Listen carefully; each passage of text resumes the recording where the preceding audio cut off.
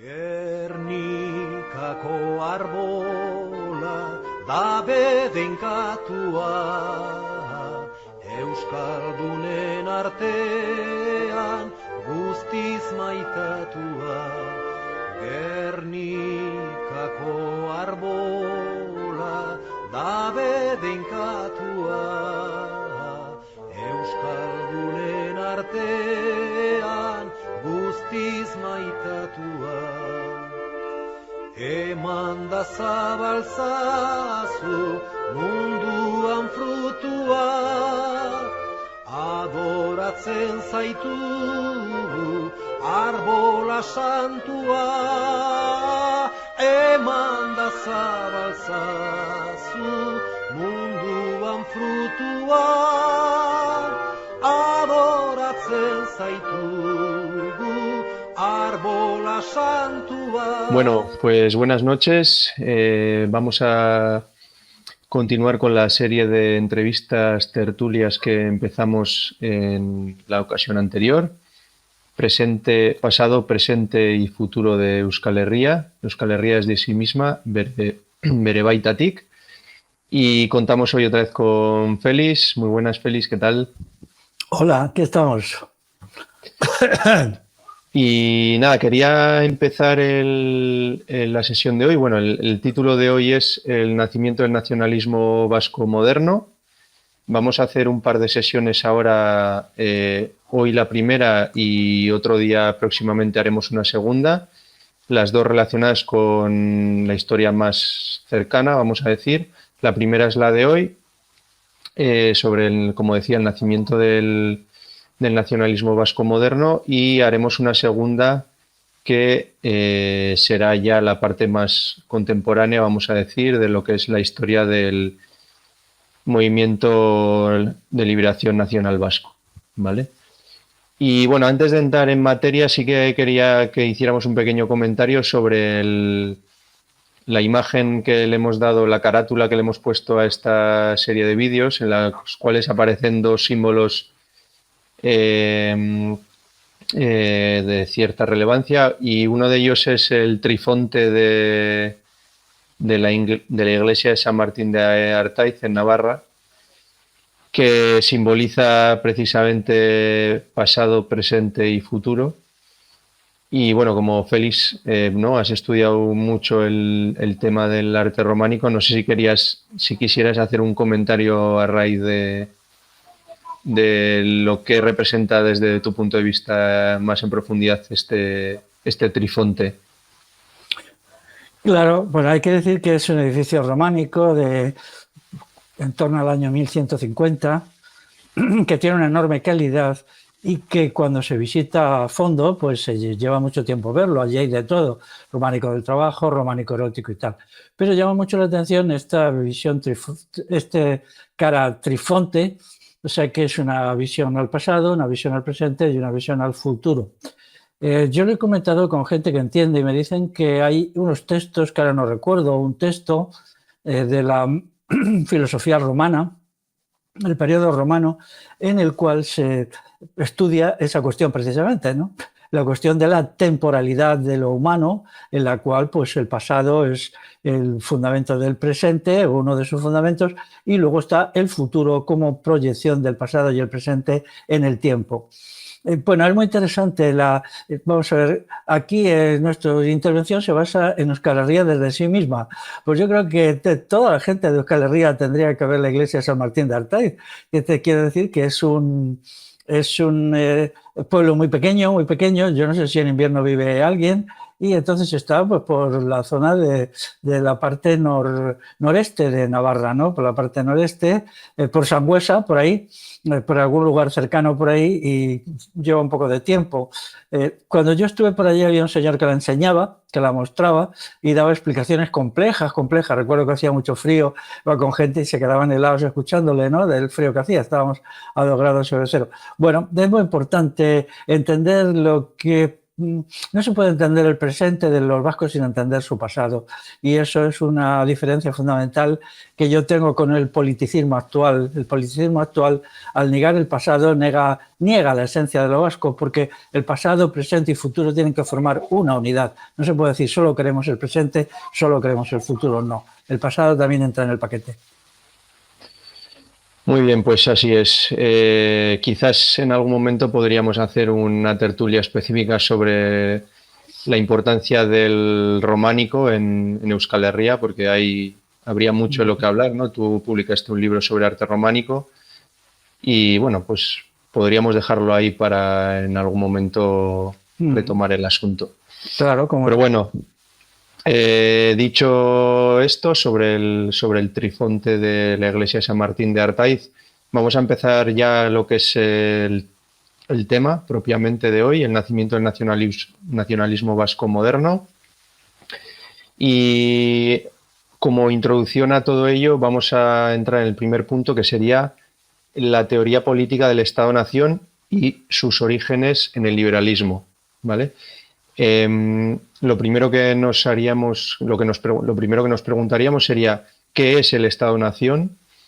¿Y es la nación la asimilación y subordinación de las multitudes por parte de las élites al proyecto de mando del Estado? ¿Son equivalentes pueblo, nación y Estado? ¿Y por qué es necesario restaurar la idea de pueblo-nación, enfrentado inevitablemente a la idea hegemónica hoy en día del Estado-Nación? Bueno, son una enorme cantidad de reflexiones y preguntas, ¿no? Iremos haciéndolas. Si alguna se me pasa, pues por favor, Gorka, me la recuerdas, ¿no? Bueno, la teoría del Estado-Nación se consolida con la Revolución Francesa, pero ya antes en Estados Unidos y también antes en Inglaterra con la Revolución Gloriosa de 1688, que es una revolución que pasó bastante desapercibida y, bueno, pues se quedó ahí, ¿no? Lo que le dio importancia a la teoría y a la práctica del Estado-Nación es la Revolución Francesa. O sea, la teoría del Estado-Nación es una cosa que tiene muchas caras, es poliédrica, como se dice ahora. Por un lado, es una concentración absoluta del poder en un centro, y en este caso el poder del hexágono es París. De tal manera que se destruyen todas las instancias intermedias de París, del Estado de poder estatal que había en la fase absolutista.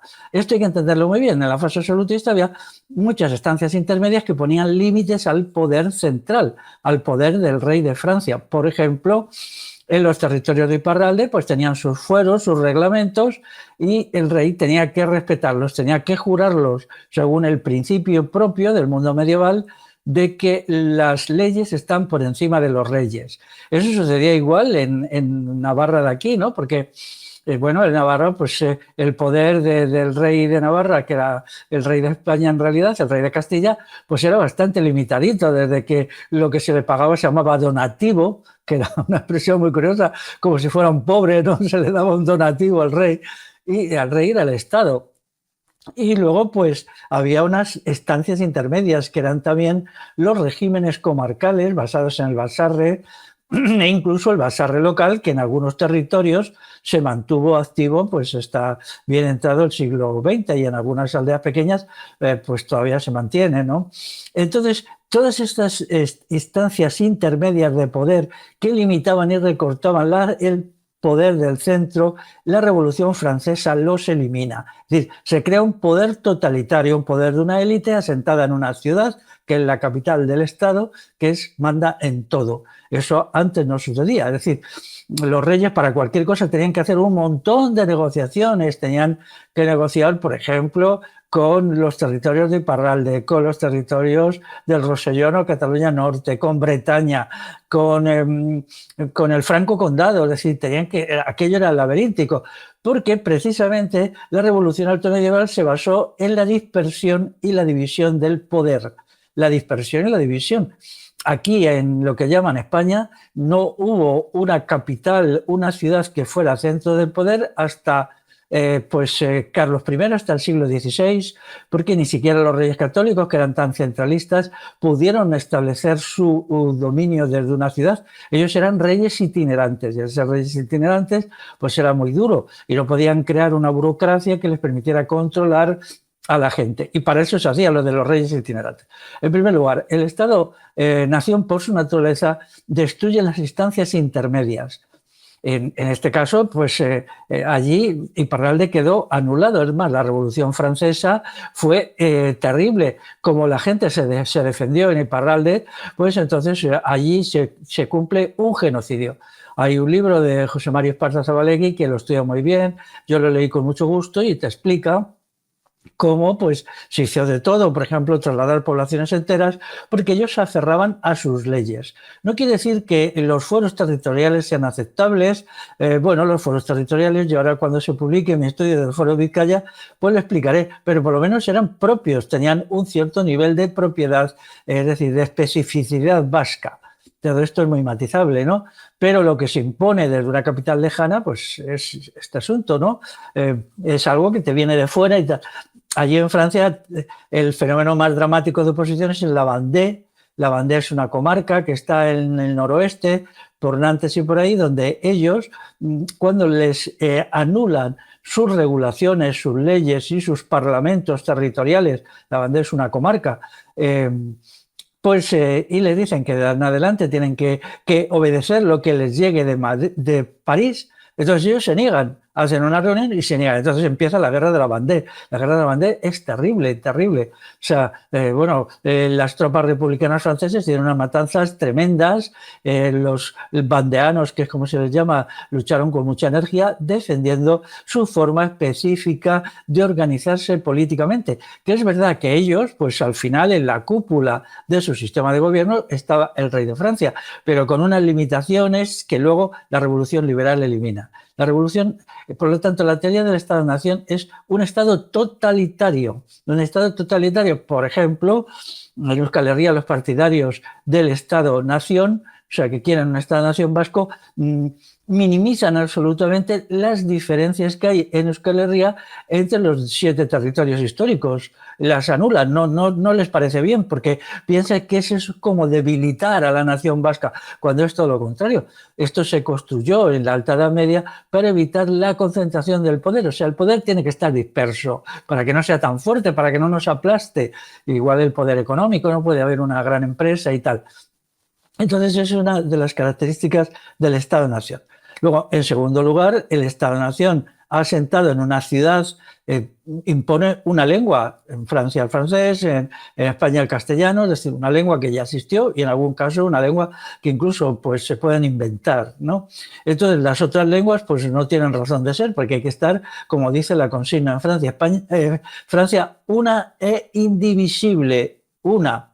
Daros cuenta que en el momento de la Revolución Francesa, muy probablemente los patois, o sea, que es la nota insultante contra los idiomas que no eran el francés, podían ser mayoritarios. El francés solo lo hablaba una minoría de la población, una minoría grande, quizá el 45%. Entonces, a esto se le puso la etiqueta del patois y entonces, con esa etiqueta se destruyó la lengua d'oc, el occitano, o casi se ha destruido. Se atacó al catalán en el Rosellón. Bueno, pues se hizo toda esta serie de cosas que hemos vivido. Pero la teoría del Estado-nación también se opone a la cultura propia. Es decir, es un politicismo horrible. Y eso, pues aquí en el País Vasco del Sur se nota mucho el politicismo de creer que todo se soluciona teniendo un Estado propio, cuando no se soluciona nada. Porque los Estados, según la teoría de Maquiavelo y luego según la teoría de Nietzsche, son solo voluntad de poder realizada. Pueden apoyar la lengua territorial o pueden apoyarla, pueden estar a favor de la cultura o pueden estar en contra de la cultura, según les convenga. Ellos son una estructura de un 2% de la población de un territorio que se erige en instrumento de poder, crea un ejército a su servicio, crea un aparato fiscal. Una vez que tienes un aparato fiscal que explota a la gente y un ejército que se sirve de los ingresos del fisco, ya tienes un Estado. El Estado no es ni más ni menos que eso, ¿no? Y entonces, pues, se van produciendo esta serie de fenómenos, uno de los cuales también es los Estados-nación son muy belicosos. Mantienen siempre el principio de que si pueden participar en una guerra para conseguir más poder, pues van a esa guerra. Mientras que la noción previa al liberalismo, el Estado-nación, era justo la contraria, como aparece en los foros vascos, en la cual la acción violenta es solo defensiva, es una acción defensiva, no de conquista. Eso queda muy claro en todos los foros territoriales, incluso con todos los problemas que tienen estos foros, que ya digo que yo no los apoyo, aunque lo matizo mucho el no apoyo y luego en algunas partes sí los apoyo, ¿no? Hay que mantener esa ambigüedad. Pero, y también se basaba en el principio del pueblo en armas, mientras que el Estado-nación crea un ejército profesional. Entonces, todas estas cuestiones se manifiestan en el conjunto de la instauración de los Estados-nación. Los Estados-nación son un invento horroroso, es el invento del liberalismo. Y luego, para callarle la boca a la gente, se establecen las libertades formales, libertad de asociación, libertad de expresión, que son puramente formales, que antes existían. Hay un estudio de la Revolución Francesa que dice que un estudio bueno hecho hace no mucho, que dice que cuando ya empieza el asunto de la revolución en 1789, pues se reverdecen instituciones intermedias allí que habían estado olvidadas. Y entonces pues se ponen en marcha incluso sistemas asamblearios de tipo local para tomar decisiones. Y entonces quizá allí ya pues todo lo que en Euskal Herria es el Basarre, donde se ha conservado más la tradición y el recuerdo, pues en algunos territorios sometidos al Estado francés estaba olvidado al final del 18. Sin embargo, se establecen estas instancias y el rey de Francia, el rey Luis XVI, antes de ser guillotinado, se vio obligado a considerar legítimo esas asambleas populares porque formaban parte de la tradición previa. Pero las asambleas populares para el liberalismo son el coco, son el diablo, porque destruyen la noción de una élite, una cúpula todopoderosa que se hace con la totalidad del poder. Entonces, cuando ya la revolución progresó y se avanzó y vino Robespierre, que era un totalitario y un criminal y todas estas cosas, pues ya esas asambleas se consideraron pues contrarrevolucionarias, contrarias a la nación francesa y tal. Sin embargo, los bandeanos las siguieron conservando, ¿no? Y en Euskal Herria, pues yo me remito al texto de José María Esparza, en el cual él explica muy bien todas las medidas tan atroces, terribles que tomaron contra Iparralde, ¿no? Contra Iparralde, entre otras cosas, a partir del arrasamiento de las instituciones específicas suyas, que no eran solamente los fueros y las juntas territoriales, que esto es secundario incluso respecto a los poderes locales. Los poderes locales son el centro. O sea, el Basarre era el centro y esta cuestión se tuvo que aceptar, ¿no?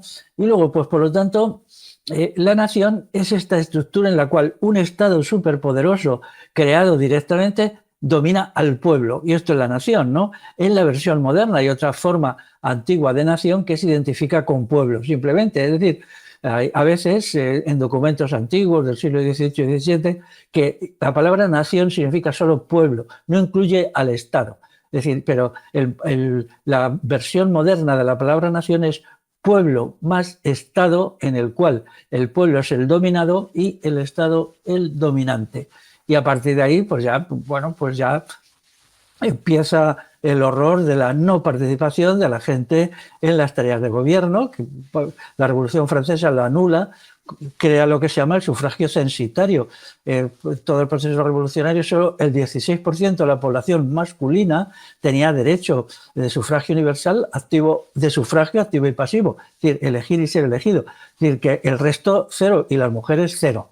Se crea un sistema totalitario perfecto. Es una vergüenza lo que se dice de la Revolución Francesa, el Estado-nación, de la libertad. Pero ¿qué libertad? Las libertades que tenía antes la gente allí eran mucho mayores. Cuando dijo el rey Sol Luis XIV, el Estado soy yo, pues él simplemente estaba haciéndose un farol. El Estado era él, sometido a un montón de limitaciones, de controles, de leyes, de historias, de que él pedía una cantidad de dinero para librar una guerra a algún parlamento de algún territorio y se lo daban o no se lo daban, se lo restringían. Y a veces le daban con la puerta en las narices y hacer puñetas, ¿no? Todo esto se elimina a partir de un proceso totalitario dirigido por el ejército, porque el ejército es quien dirige la Revolución Francesa y mucho más quien dirige la Revolución Española, copiada de la francesa, que empieza en las Cortes de Cádiz. Hay que tener en cuenta que en las Cortes de Cádiz la mayoría de los que estaban allí, de los parlamentarios, eran militares. Eso hay que decirlo, militares. Algunos estaban cumpliendo funciones civiles porque el Estado castellano se militarizó desde Carlos III, desde 1770, y muchos gobernadores de tal cual territorio que parece que cumplían funciones civiles, pero cuando los estudias realmente ellos eran militares de carrera, ¿no? Entonces, pues esta cuestión es así. Bueno, ahora entraremos en el tema de lo que llaman España, ¿no? Pero sí que es verdad que hoy en día, quien más, quien menos, todo el espectro político de izquierda a derecha, con casi cualquier persona que esté interesada desde esa perspectiva politicista, todo el mundo defiende al Estado o añora el Estado, ¿no? Porque al final hay detrás como esa necesidad o esa intención de mandar sobre los demás, ¿no? Entonces, quien más, quien menos se adhiere a esa noción totalitaria de Estado-nación, que significa anulación del pueblo, ¿no? Cualquier persona de izquierdas politicista lo que te dice es que pueblo y Estado son la misma cosa, ¿no? Cuando evidentemente por todas estas cuestiones que has comentado, pues no es que no sean lo mismo, si es que son antagónicas, ¿no? Claro, en el asunto de los impuestos se ve claramente. El Estado es quien cobra impuestos y el pueblo es quien paga impuestos. Son iguales. Realmente uno paga y el otro se queda con el dinero, ¿no? Y hace lo que le da la gana con él. Te das cuenta que muy probablemente hasta un 20% del dinero que pagamos de impuestos se lo gasten los altos funcionarios y los militares y todo esto en sus saraos, en sus fiestecitas, en sus corruptelas, ¿no? Realmente es así, ¿no? Incluso puede ser más. Por eso se saca esta historia, ¿no? De Hacienda somos todos, ¿no? Pues claro, con esa idea. Claro, pero uno lo ve desde arriba y otro desde abajo. Otros ven a Hacienda como lo que hay que aportar y otros pues como este maná y continuado, es decir, una aportación de dinero decisiva. Ha habido muchas sociedades en el pasado que han vivido sin Estado y han vivido estupendamente. Hay que tener en cuenta que a nivel mundial los Estados son un fenómeno bastante moderno, existen desde hace 10.000 años, se crean en el creciente fértil, en lo que hoy es el territorio de Irak, Siria y tal, es ahí donde surgen los primeros estados. Pero aquí en la península ibérica los estados son un producto de importación. Hay un intento de crear un estado autóctono que es Tartessos, pero fracasa. El estado de Tartessos se mantiene 400 años o así y luego se derrumba, vamos, o sea, no se derrumba por un milagro, se derrumba porque la gente lo hunde. Pero fuera del territorio de Tartessos, que son las provincias de Sevilla, Huelva y un poco Cádiz, pues no existen estructuras estatales, salvo de importación. Pues introducen la idea del Estado, los fenicios, los griegos, luego los cartagineses y los romanos, pero vamos a ver, no hay una construcción autónoma independiente de estructuras estatales, ¿no? Y luego, pues Roma es, en toda esta pelea de diversos estados, pues Roma es quien crea el Estado y es una creación muy tardía, ¿no? Por lo tanto, en Euskal Herria no podemos decir que se crean estructuras estatales hasta nuestra era, o sea, hace 2000 años. Y luego, además, en toda la Alta Edad Media las estructuras estatales desaparecen, ¿no? Eso es indudabilísimo que en Navarra y en todo lo que era Euskal Herria entonces, en el territorio de los vascones no hay estructuras estatales ni siquiera mínimas nacientes desde el siglo V hasta el siglo IX. Y esto, pues, hay una masa abrumadora de documentación. O sea, que realmente, claro, por eso los estatólatras vascos nunca quieren hablar de la Alta Edad Media, porque no saben cómo hacer encajar todo el lío del Estado y tal, ¿no? Pero bueno, eso es su problema, ¿no? Y dan el salto ese hasta Sancho III el Mayor, pero les digo una cosita, Sancho III el Mayor es del siglo XI. ¿Qué pasa del siglo V al siglo XI? Sancho III el Mayor es del siglo XI. Esto es esta edad oscura de la que es mejor no hablar, pero bueno, pues fue una edad gloriosa, ¿no? La edad en que los vascones eran capaces de derrotar a todo el que se pusiera por delante, ¿no? incluido Carlomagno, por cierto, que eso es épico, eso tiene una importancia mundial, ¿no? Si podemos, luego lo podremos explicar, ¿no? Porque fue la destrucción de la estructura totalitaria y criminal que quedaba en Europa como residuo. Entonces ahí se le pega un golpe fuerte al Estado carolingio y se permite el renacimiento de Europa. Por lo tanto, el pueblo vasco tiene una acción decisiva en la regeneración de Europa y eso hay que reconocerlo. Y nosotros tenemos que explicarlo en Euskal Herria porque es la etapa más gloriosa de la historia de los vascos. La más gloriosa de todas es esa. Porque ellos permitieron que se creara una sociedad singular de la libertad en toda Europa occidental, porque daros cuenta que el Imperio carolingio llegaba pues desde un poco más arriba de los Pirineos hasta el Elba, hasta lo que hoy es Dinamarca, a muchos sitios. Entonces, bueno, hicieron una aportación a un giro histórico, mientras que yo no lo entiendo, hay gente que se la da muy de Abertzale, de patriota y tal, pero en las grandes gestas patrias, voy a usar una terminología antigua, pues ellos no tienen nada que decir y luego se tienen que buscar ahí cositas, rascando cositas del supuesto Estado Vasco de Navarra y tal. Bueno, vamos a volver al hilo del Estado-Nación.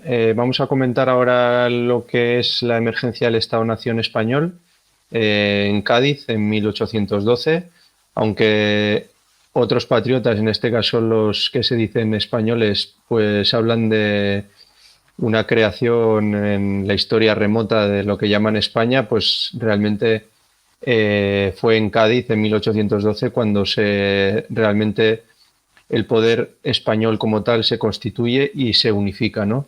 Entonces nos preguntamos qué impacto tuvo para la vasconidad la unificación, modernización e instauración de este nuevo Estado-Nación y qué supuso esto para las últimas instituciones, el régimen jurídico de autogobierno que aún conservaban los territorios vascos. Vamos a ver, para algunos patriotas españoles que pues han perdido la cabeza, yo creo que ya existía España en tiempos de Atapuerca, ¿no? Hace 800.000 años, todavía, vamos, esto de Atapuerca, este yacimiento que hay en Burgos, ni siquiera eran humanos, todavía eran prehumanos, ¿no? Pero bueno, ha existido siempre, es eterno, o sea, es como Dios, ¿no? Para la gente que se le mete en la cabeza la idea del Estado, el Estado es Dios, pero en la realidad no es así. En los documentos antiguos, por ejemplo, en la novísima recopilación de leyes, que es del año 1805, no se emplea la palabra España. Cuando se define cuáles son los atributos del rey, de que es el rey, entonces Carlos IV, se le define como rey de Castilla, rey de León, rey de los 4 reinos de Andalucía, que entonces Andalucía tenía 4 reinos, rey de Murcia, rey de Nápoles, rey de Sicilia, rey de no sé dónde, de territorios raros, rey de Filipinas y tal. Y luego se le define también como rey de Navarra y señor de Vizcaya. Pero no se dice en ningún momento que existiera una entidad política llamada España. España existía solo como unidad geográfica. Y la primera vez que se emplea la palabra España en un sentido político, es decir, como un territorio sometido a las mismas leyes, que tiene una lengua única que se impone desde el Estado, quiero decir, ¿no? El pueblo tenía muchas lenguas, ¿no? Pero los pueblos, es entonces en la Constitución de 1812 y se hace todavía con reservas, porque se emplea el término las Españas. Les daba tanta vergüenza usar un término que era solo una realidad geográfica. España es solo la traducción al castellano de Hispania. ¿Qué significa Hispania? Península Ibérica. Punto, nada más. O sea, pero claro, ellos querían decir que como iban a abolir todas las instituciones de autogobierno previas y todos los sistemas de poder en escalas intermedias, pues dijeron, pues nada, lo tenemos que llamar de alguna manera y esa manera va a ser España. Entonces yo pido por favor que esto se estudie, que estaba muy bien explicado en la Constitución de 1812, sobre todo en el preámbulo. Es la primera vez que se emplea el término nación española. ¿Que se había empleado en algún libro por ahí en el siglo XVII? Sí, pero de una forma vaga, sin ninguna pretensión. Es decir, por ejemplo, entonces no se empleaba hasta las Cortes de Cádiz, no se empleaba el término ejército español, se llamaban reales ejércitos. Los reales ejércitos eran los ejércitos del rey, pero los reales ejércitos eran los ejércitos de los reinos correspondientes unificados. Por ejemplo, el reino de Murcia portaba a sus soldados, el reino de Navarra los suyos, el reino de León los suyos, el reino de Nápoles. Es decir, era una agrupación de soldados que tenían como única unidad común su pertenencia a un rey. Es decir, ellos tenían un rey común, pero este rey no cumplía funciones al margen de los fueros. Es decir, todos tenían sus fueros, sus reglamentos, su normativa. Son más famosos que ninguno los fueros vascos, pero no significa que, por ejemplo, los 4 reinos que había en Andalucía no tuvieran también sus reglamentos. En Andalucía había 4 reinos. Estaba el reino de Granada, el reino de Jaén, el reino de Sevilla y el reino de Algeciras. Cada uno tenía sus propias leyes, su propio sistema fiscal, su propio aparato militar y su propio aparato policial. Entonces, daros cuenta lo que era para el rey de Castilla el lío para convencer a toda esta gente, negociar con ellos. Y claro, nosotros lo tenemos más claro respecto al reino de Navarra, cuando pues estaba el derecho de sobrecarta, que consistía en que si el rey mandaba una directriz y una norma y no era aceptada por las Cortes porque fuera contra el fuero del siglo XIII, pues entonces se dejaba ahí, se escribía un documento diciendo no aceptamos esta normativa o la aceptamos si no la cumplimos, se ponía sobre la carta del rey y ahí quedaba todo, la invalidaba. Es decir, la autoridad de las Cortes estaban por encima de la autoridad real. Lo que sucedía es que ya se encargaba el rey de sobornar a una parte de la aristocracia que iba a las Cortes de Navarra para conseguir que se cumplieran sus preceptos, pero a veces le salía mal y encontraba una oposición masiva. Entonces esto se consideraba muy inadecuado para crear el Estado-Nación, que es un aparato militar. Entonces, como el aparato militar tiene que tener un jefe único, pues entonces se eliminó todo esto para que lo que dijera el rey, punto, ya está, aquí no se discute nada. Que el rey ha decidido multiplicar por 3 los impuestos que se pagan, pues ya está, y no negociar con un montón de instancias. Mirad, dejando aparte el reino de Navarra, un acontecimiento para mí precioso, magnífico, fue cuando la invasión napoleónica, Napoleón I era un emperador, había sido coronado por el Papa y tal, y era un invasor vulgar y corriente, un colonialista, invade el reino de Galicia. Entonces el reino de Galicia, entonces claro, los reyes de Castilla estaban prisioneros de Napoleón. Y el Reino de Galicia pone en marcha su mecanismo y cumple todos los elementos de la soberanía de un Estado. Por ejemplo, reclutar tropas, poner impuestos, dirigir las operaciones militares. Todos los documentos que se hacen en 1808 y 1909 en la guerra contra Napoleón, todos están firmados por el Reino de Galicia. El Reino de Galicia tenía una autonomía total, ¿no? Y entonces, ¿a partir de qué? A partir de su propia legislación, una legislación que era la suya, la de Galicia, y que entonces ellos no esperaban que les mandaran las órdenes de Madrid o de ningún lado, no había ninguna instancia. Se creó una Junta Suprema que era obedecida o no era obedecida, que es la de que luego después se hizo la reunión de Cádiz y sacó luego la Constitución. Entonces, este grado de descentralización que había previamente era ideal para las libertades populares.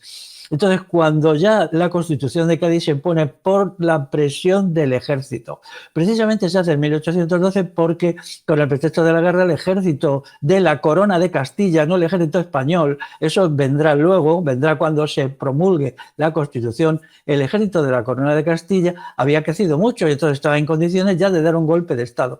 Todas las revoluciones, entre comillas, liberales son golpes de Estado. La Revolución Francesa igual. Luego se escribió, como era muy feo ver ahí los militares moviéndose y haciendo lo que les daba la gana en París, pues se escribió luego poniendo todo pues, al Danton, al Marat, al Robespierre, a todos estos que no son nada más que fantasmones, marionetas del poder militar. Y aquí igual, aquí en las Cortes de Cádiz el estamento más presente era el estamento militar, luego después el clero católico estaba también muy presente y en tercer lugar los altos funcionarios del Estado que todos eran abogados, aparecen como abogados pero todos ellos eran altos funcionarios y luego quedaban algunos comerciantes y alguna gente despistada que se había metido allí sin saber dónde se metía. Bueno, entonces, ¿qué sucede? Hay un texto muy bonito que es un documento de un vizcaíno se titula así, dice que una noche se acostó vizcaíno y a la mañana siguiente se levantó español. Es muy gracioso porque está escrito en castellano, pero él dice, bueno, vamos a ver, yo, pues en 1820, pues cuando da el golpe el general Rafael del Riego, pues ya se impone la Constitución española y entonces él dice, pues el día anterior yo era vizcaíno, estaba sometido al Foro de Vizcaya y a toda la legislación, específicamente vizcaíno, a la Junta de Vizcaya y tal. Pero me enteré que se había promulgado la Constitución española, que esta Constitución española no reconocía ninguna soberanía ni ninguna autonomía a Vizcaya, que era su territorio, y entonces yo, por tanto, ya de repente, de un día para otro, me había quedado convertido en español, ¿no? Dice, entonces, ¿qué significado tiene mi tierra, mi gente? Bueno, él hace unas observaciones en tono irónico y mordaz para demostrar que era realmente un golpe de Estado. Y él dice, es que yo soy vizcaíno y quiero seguir vizcaíno. Es que a mí el ser español ni siquiera lo entiendo qué quiere decir eso, ¿no? Bueno, pues imaginaos que millones de personas o cientos de miles en el País Vasco se hicieran las mismas reflexiones, ¿no? Se hicieran las mismas reflexiones respecto a por qué ellos de repente se les había convertido en españoles cuando ellos siempre habían sido dos cosas, que era por un lado vascos y por otro lado de su territorio, vizcaínos, guipuzcoanos, navarros o lo que fuera, ¿no? Entonces, pues, pero esto no era una apreciación subjetiva, es que de repente estaban sometidos a una legislación que era la legislación española, que decía, por ejemplo, que el sistema educativo se iba a implantar en castellano. Entonces, que toda la documentación se iba a hacer en castellano cuando antes no era así. Por ejemplo, si estudiamos cómo funcionaban las juntas de Guernica hasta ese momento, en el siglo XVIII, había todo un equipo de traductores para que la gente que fuera a las reuniones de las juntas y no supiera euskera o no supiera castellano, se le proporcionaba asistencia. No había una ley sobre un idioma único. En general, casi todo el mundo sabía allí en la Junta de Guernica, sabía hablar euskera, pero había gente que no, por algún motivo lo entendía mal, entonces se le adjudicaba una traducción, ¿no? Entonces, este sistema de libertades reales fue sustituido por un régimen totalitario y opresivo. Se sustituía también el sistema de las quintas. Es decir, hasta entonces los vizcaínos solo tenían, voy a seguir con el ejemplo de los vizcaínos, solo tenían obligación de ponerse sobre las armas si la Junta de Vizcaya hacía un llamamiento general porque el territorio estuviera invadido. Y entonces, pues sí, todo el mundo cogía su fusil, pues aquellos mosquetes de mecha que habían, de pedernal, y se iba a los batallones correspondientes. Pero no podían salir, había unas limitaciones para salir del territorio, pues no correspondía, salvo que la Junta lo aprobara. Y entonces la Constitución española decía que no, que todo español tiene la obligación de servir a su patria en las condiciones que diga una ley, que se sacó inmediatamente, entonces aparece el servicio militar obligatorio. Es verdad que había muchos vascos en los reales ejércitos de la Corona de Castilla, pero eran voluntarios, es decir, era gente que se alistaba porque quería, no había levas obligatorias. Sin embargo, la Constitución de Cádiz lo hizo así, porque todo Estado-nación es un régimen de agresión, de violencia totalitario, todo. El español, sí, si hubiera un Estado vasco, igual, eso forma parte de la naturaleza inherente de los Estados, ¿no? Porque no están controlados por la cantidad de legislación que había en el régimen preliberal que limitaba la concentración del poder, el cobro de los impuestos y todo esto. Muy bien. Bueno, vamos a seguir ahora con el carlismo, ¿vale? Que fue el movimiento que surgió después de toda esta unificación del poder del Estado en lo que llaman España. Tú eres autor de un texto que se titula El pueblo y el carlismo, un ensayo de interpretación, que se publicó en la revista Vascaría, número 11, en el año 2005, y que incluiste en tu libro Naturaleza, Ruralidad y Civilización. Es verdad que hoy en día poco se sabe del carlismo, los jóvenes poco saben de él, si es que muchos de ellos seguramente ni siquiera saben lo que es. ¿De qué manera podrías describir su naturaleza y sus hitos y para alguien que no sepa del carlismo, así para introducir el tema? Muy bien, pues bueno, el carlismo es el movimiento de los seguidores de Carlos VII, ¿no? Carlos VII entra en conflicto con Isabel II a la muerte de su hermano Fernando VII. Entonces hay una querella sobre quién tenía que suceder al rey Fernando VII en 1833, es decir, debía sucederle su hija Isabel, que entonces era una niña, o debía sucederle su hermano, que se llamaba Carlos.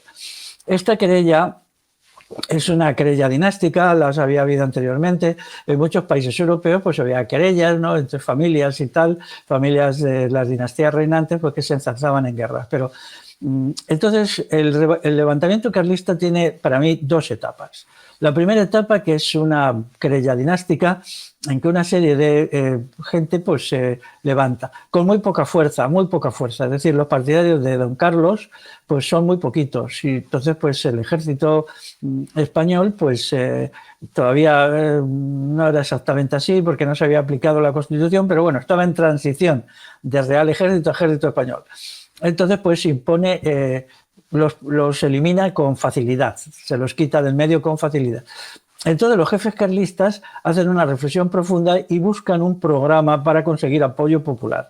Y allí en los territorios de Euskal Herria pues se cogen aquellos puntos que eran verdaderamente muy de la esencia de la gente, básicamente la defensa de los fueros.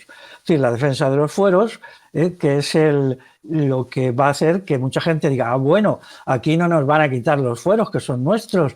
Y entonces pues sale aquello, la defensa de los fueros, y también la defensa del comunal. Entonces esto hace que los voluntarios afluyan a las filas del carlismo. Las filas del carlismo se sienten entusiasmadas, mucho más cuando dentro del carlismo pues había, según el modelo antiguo, pues una libertad lingüística, es decir, muchos boletines carlistas eran bilingües en euskera y castellano, o incluso el himno del carlismo pues también tenía una versión en euskera, y quien no sabía castellano, que en la época eran muchos, sobre todo en Guipúzcoa y en la mitad norte de Navarra, pues podían cantar el himno del carlismo en euskera. Hay por ahí una versión que yo he escuchado, que es bonita, está bien, pero realmente esto era lo que el carlismo quería, o era el procedimiento empleado para conseguir una base de masas, porque esto es la cuestión que hay que dilucidar, ¿no?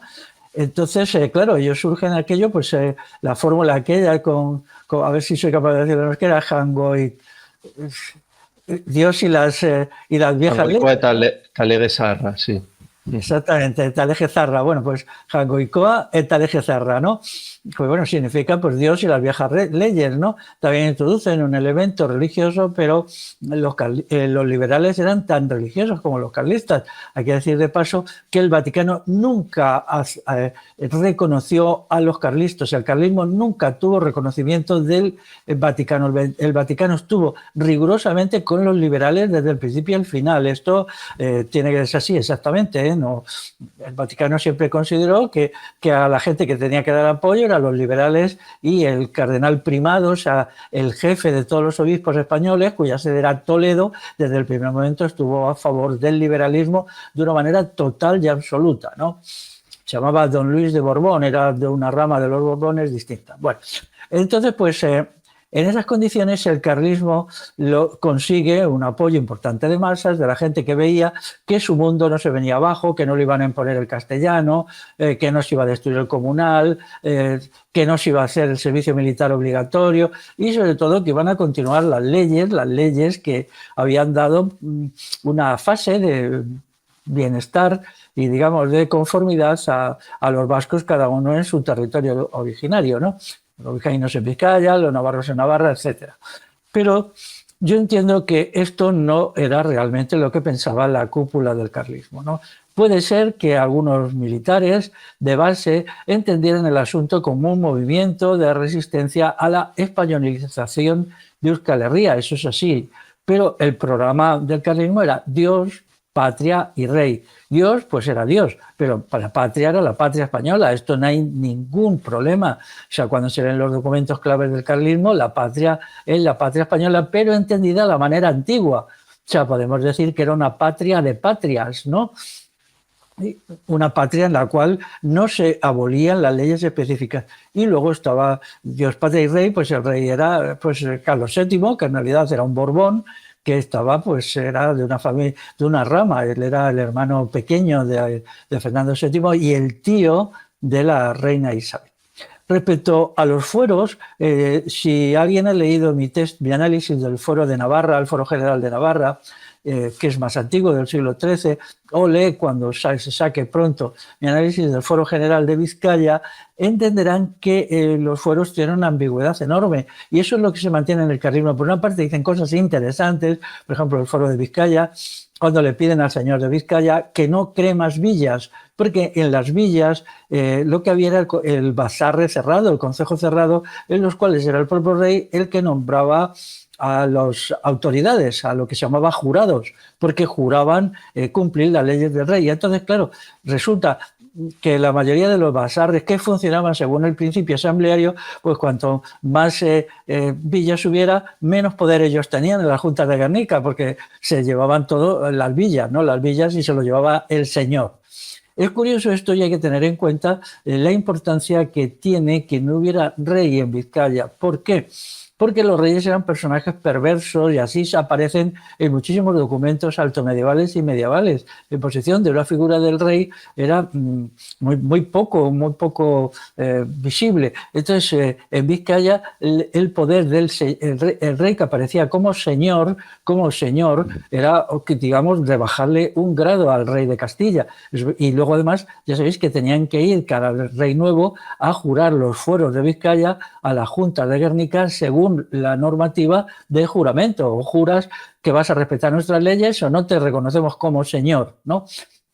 Pero también hay que tener en cuenta que en la península ibérica había otro señorío que no tiene nada que ver con Euskal Herria, que es el señorío de Molina. El señorío de Molina, que hoy se llama Molina de Aragón, es una población de Guadalajara que se organizaba de una manera casi idéntica, por no decir idéntica, a Vizcaya. Allí tampoco había rey, era el señor de Molina. Entonces, bueno, ellos tenían un sistema muy participativo y muy democrático, parecido a lo que había en los territorios vascos, ¿no? Lo único que existe un fuero de Molina del siglo XII, pero no he conseguido yo encontrar el documento posterior, el equivalente a los fueros territoriales vascos, son más posteriores. El fuero de Guipúzcoa es del siglo XIV, avanzado. El de Álava me parece que es también de finales del siglo XV, y el más cercano a nosotros de todos, el de Vizcaya, que es de 1526, o sea, en el año entrante era 500 años. Entonces, pues la cuestión tenía toda esa complejidad, pero hay que ver los fueros en esta ambigüedad. Los fueros era un acuerdo, un pacto, la teoría pactista que defendió el PNV entre el poder del Estado castellano y los territorios estos, ¿no? Era como un pacto, ¿no? Entonces era como un paquete que por un lado satisfacía un poquito y por otro no satisfacía. Pero hay que tener en cuenta que durante siglos los vascos viven bajo este sistema legal y no hay ningún problema. O sea, los vascos pues viven los siglos XVI, XVII, XVIII tranquilamente bajo sus fueros, no se sienten limitados. Por ejemplo, había una normativa por la cual en muchas comarcas, incluso en muchas poblaciones, pues los que ocuparan cargos municipales a partir del Basarre, en algunos sitios el Basarre ya era el concejo cerrado, tenían que ser de allí. Entonces, ser de allí significaba que conocían el euskera. Esto era importante, o sea, no se podía ser de fuera. En algunos casos esta legislación, sobre todo en las grandes ciudades, sobre todo en Bilbao, se pasaban por el Arco del Triunfo, se hacía que no se cumplieran, pero normalmente sí se cumplían, ¿no? Entonces, pero hay una cuestión que pone en evidencia lo que eran los fueros también desde el punto de vista social, que son las machinadas. Las machinadas, que son rebeliones de Machín, de Martín, o sea, Martín era de la época el nombre típico del vasco, todo vasco pues le decían Martín, pues Machín. Entonces, pues las machinadas significa la rebelión de las clases populares y trabajadoras vascas. Eso fueron rebeliones muy potentes, hubo varias en el siglo XVIII, y la gente sobre todo se movió por problemas sociales, escasez de alimentos, muchos impuestos, que por cierto los cobraban las diputaciones forales. Y claro, cuando esta rebelión que se llegó a las armas y hubo muertos y heridos, hubo tiroteos, incluso en algún caso hubo intervenciones con artillería y tal, hubo en muchos pueblos, fueron rebeliones de pueblos. en la provincia de Guipúzcoa, en lo que es la provincia de Guipúzcoa, hubo como una docena o dos de pueblos en rebelión, sobre todo en 1766 creo que fue, pero hubo varias, ¿no? Bueno, pues a la gente esta la juzgaron por el fuero. Y el fuero fue durísimo con ellos. A los que pillaron con armas los ahorcaron. O sea, que quiere decirte que esta teoría de que los fueros vascos eran un sistema de participación popular no es verdad. No es verdad. La prueba está en que cuando el pueblo vasco se insurrecciona por motivos sociales, se le castiga con dureza, según la legislación foral. Entonces, ahí está esa ambigüedad. Pero esa ambigüedad, de un lado y otro lado, desaparece en cuanto que nada, pues el fuero se elimina, queda como un sistema jurídico del pasado y se impone pues toda la legislación, las leyes de España y ya está. Y ahí ya no hay ninguna ambigüedad, ya son leyes que castigan igual de duramente o más los delitos, entre comillas, de tipo social y al mismo tiempo eliminan lo que era la tradición jurídica vasca, la participación del euskera en las leyes. También hay que decir que ninguno de los foros territoriales está escrito en euskera. El foro de Vizcaya, por ejemplo, en la redacción de 1526, está redactado en un castellano súper bueno. Yo me pregunto si, ¿quién redactó eso? Te das cuenta que había muchos letrados de origen vasco que iban a estudiar Salamanca, Valladolid, Alcalá de Henares. Es un castellano muy bueno. Yo me quedo muy sorprendido cuando lo he leído, ¿no? Tiene algunas palabras antiguas que ya están en desuso, pero si lo dejas al margen, pues y el euskera prácticamente no aparece, ¿no? Si lo ves allí, no recuerdo, no encontré ninguna palabra que apareciera. En el foro de Navarra sí, pero claro, es del siglo XIII y entonces el euskera estaba mucho más presente y aparecen muchas palabras que son en euskera, incluso alguna frase y tal. Por lo tanto, toda esta ambigüedad en los fueros estos se traslada también al fenómeno del carlismo. Porque, a mi entender, la lucha de los carlistas vascos es una lucha por la continuación de lo que había. Es decir, porque no se diera un paso degradatorio más que les oprimiera como pueblo y les privara de su idiosincrasia, cultura y lengua. Es decir, era no seguir descendiendo en el escalón de la opresión o ascendiendo, si queréis, en el escalón de la opresión a cada vez más oprimidos. Entonces, esto es lo que hizo que la movilización era muy importante, ¿no? Y durante un tiempo se luchó. Otra cosa muy distinta, ¿qué hubiera pasado si hubieran ganado los carlistas? ¿Hubieran implantado el Estado-Nación vasco? Supongamos que por una carambola los carlistas ganan. Pues no lo hubieran implantado. Por el momento no, tendrían que haber continuado con la legislación previa anterior, pero había un elemento ya de aproximación a lo que era la teoría de Estado-Nación. Ellos estaban en Francia y conocían muy bien la legislación francesa emanada de la Revolución Francesa y hubieran caído en la tentación de hacerlo. Precisamente, ya sabéis que Sabino Arana, él empieza como carlista, como foralista, o sea, defensor de los fueros, había muchos en la época, pero luego rompe con eso. ¿Qué significa la ruptura de Sabino Arana con su etapa de defensor de la foralidad? Pues básicamente quiere decir que él asume la teoría del Estado-Nación, que la copia de quién. Pues yo a mí me parece que influyó mucho pues lo que estaba entonces sucediendo en Italia, ¿no? Con la construcción de la nación italiana, que antes no había existido, porque Italia era un laberinto de 15 o 20 territorios soberanos y autónomos, y también lo que se estaba haciendo en Alemania, cuando Prusia hegemoniza la construcción de la nación alemana, la construcción del Estado-Nación. Todo esto habría que cumplirlo, pero habría que estudiarlo más. Pero Sabino Arana, el libro suyo se llama Vizcaya por su independencia. Vizcaya por su independencia, esto hay que tenerlo muy en cuenta, ¿no? O sea, realmente el libro más famoso, que es Vizcaya, no es Euskal Herria, ¿no? Luego ya él cambia y luego vuelve a cambiar. Bueno, todas estas idas y venidas, y él se opone mucho al carlismo, es muy anticarlista, en lo cual, claro, tenía razón. Él sabía que el carlismo significaría la continuación bajo la dominación de la corona de Castilla. En eso, pues sí, tenía razón. Bueno, antes de entrar con Sabino Arana, vamos a profundizar un poquito más en el tema del carlismo. Y en relación a las instituciones constitucionarias del pueblo vasco, según tú, ¿las defendía o no las defendía dentro de esa ambigüedad en la que se movía el carlismo? ¿Defendía el comunal y el resto de instituciones populares y rechazaba la modernidad capitalista.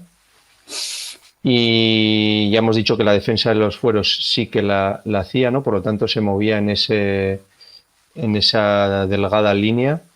Y en relación a todo esto también, ¿cuál es el antagonismo entre las bases vascas del carlismo que dieron su vida contra el liberalismo y sus mandantes? ¿Y qué errores cometieron las primeras, es decir, las bases, frente a las segundas, frente a las élites del carlismo?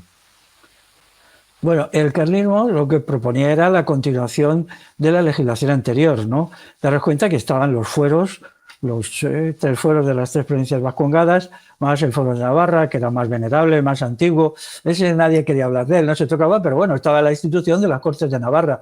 Las Cortes de Navarra se estuvieron reuniendo, la última reunión de Cortes, la voy a decir de memoria, pero me parece que fue en 1837, todavía una fecha súper tardía. Y eran muy diferentes de los parlamentos, ¿no? Porque a las Cortes todavía asistían a algunas formas, habría que estudiarlo con mucho detalle, pero yo sí creo que las Cortes de Navarra todavía provenían de algunas de las merindades, o para quien no conozca el asunto, las merindades son las comarcas de Navarra, o por lo menos las comarcas políticas, todavía cumplieron una cierta función los basardes, porque las enviaban a las juntas de las merindades portavoces que habían sido elegidos en las asambleas del Basarre locales, ¿no? El asunto era ambiguo, en algunos casos era así, en otros casos no era así, era una cuestión ambigua, pero todavía. Por lo tanto, las Cortes de Navarra tenían una presencia del elemento popular. ¿Qué cantidad? Pues no lo puedo decir, porque había que coger todas las actas de la última reunión de las Cortes de Navarra y haber establecido pues estudiar uno a uno, ¿no? Pero en el resto de los territorios, pues lo que sucede precisamente es que los fueros están dentro de la estructura legislativa de la Corona de Castilla. Es decir, dependen de la novísima recopilación de leyes. La novísima recopilación de leyes son las leyes del antiguo régimen, como se llama, anteriores a la Constitución de Cádiz. Se hace la novísima recopilación de leyes en el año 1805 y la Constitución de Cádiz es de 1812. Por lo tanto, solo hay 7 años de diferencia, ¿no? Pero la novísima recopilación, pues es las leyes de siempre, ya en un toque totalitario creciente. Es decir, las leyes son totalitarias cada vez más, es decir, el componente autoritario, coercitivo, va creciendo también dentro del antiguo régimen, ¿no? Hasta que ya es la gran explosión de totalitarismo de la Revolución Liberal, ¿no?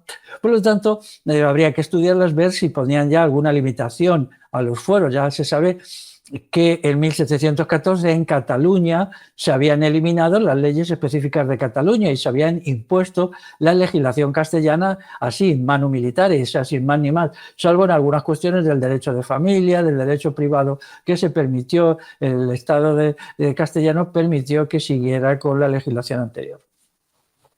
Por tanto, el sistema legal que el carlismo defendía era ese, no era otro. Es decir, no era la constitución de un Estado-nación, ni mucho menos un Estado-nación vasco. De ahí Sabino Arana, en su época, digamos, épica, pues él rompe con el carlismo porque entiende que el carlismo quería seguir manteniendo la presencia y la dominación española, más bien castellana, vamos a usar los términos exactos, allí.